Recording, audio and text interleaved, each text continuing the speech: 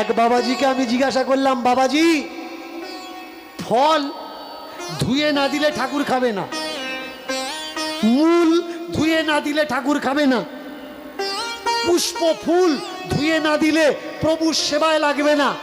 দীনকৃষ্ণ ঠাকুরের এই বক্তব্যটা শুনে অনেকেই বলেছেন লজিক আছে। চলুন দেখে নেওয়া যাক। প্রথমেই বলে রাখি, যুক্তরাষ্ট্রীয় ভিত্তিক wellandgood.com ওয়েবসাইট অনুযায়ী বিশেষজ্ঞরা জানিয়েছে ফলমূল না ধুয়ে খেলে সংক্রমণের ঝুঁকি বাড়ে। আমরা ফলমূল ধুয়ে খাই কারণ ফলমূল বাজারে খোলা অবস্থায় বিক্রি হয় এবং কৃষকরা তাদের ফলমূল সুরক্ষিত রাখার জন্য নানা রকম কীটনাশকের প্রয়োগ করে। এছাড়াও আমরা ফলমূল কিনতে গেলে হাতে ধরে দেখে নিই, এটা কোনো জাতপাতের ব্যাপার নয়, কারণ ফলটা আমরা হাতে ধরে দেখি জাস্ট ভালো কিনা খারাপ জানার জন্য। তো এরকমই নানান লোকে দেখে তারপরে ফলমূল বাজার থেকে কেনে, এটা খারাপ কোনো বিষয়ও নয়। তো এটা পরিষ্কার পরিচ্ছন্নতা এবং নিজেকে সুস্থ রাখার বিষয়। এই সমস্ত কারণের জন্য আমরা ফলমূল ধুয়ে তারপরে খাই। আমরা ভগবানের সেবায় ফলমূল ধুয়ে দিই, এর অন্য কোনো কারণ নেই। আমার মতে আমাদের বিবেক, পরিষ্কার পরিচ্ছন্নতা এবং শ্রদ্ধার সঙ্গে জড়িত।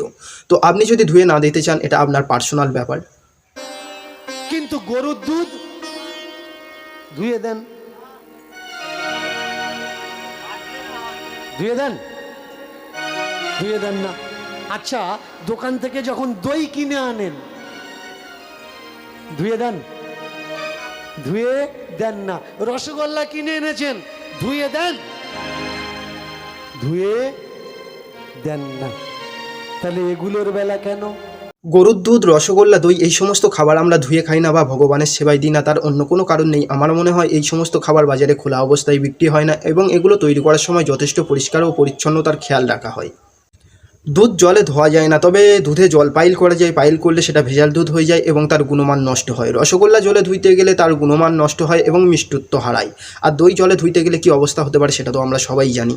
তো মোদ্দা কথা হলো, এই সমস্ত খাবার ধুলে সেগুলো নষ্ট হয়ে যায় এবং তার গুণমান নষ্ট হয়। সেজন্য আমরা নিজেরাও ধুয়ে খাই না এবং ভগবানের সেবায় ধুয়ে দিই না। এবার আপনার ব্যক্তিগত ব্যাপার, আপনি আপনার আরাধ্য দেবতাকে বা ভগবানকে বা ঈশ্বরকে কিভাবে সেবা করবেন। তবে আপনার বাড়িতে কেউ এলে আপনি ফলমূল না ধুয়ে তাকে খেতে দিলে সে আপনাকে অপরিষ্কার ভাববে, কিন্তু রসগোল্লা ধুয়ে দিলে সে আপনাকে ভাববে মালটা পাগল। তো ভিডিওটা ভালো লাগলে লাইক করবেন, চ্যানেলটাকে সাবস্ক্রাইব করবেন। Thank you.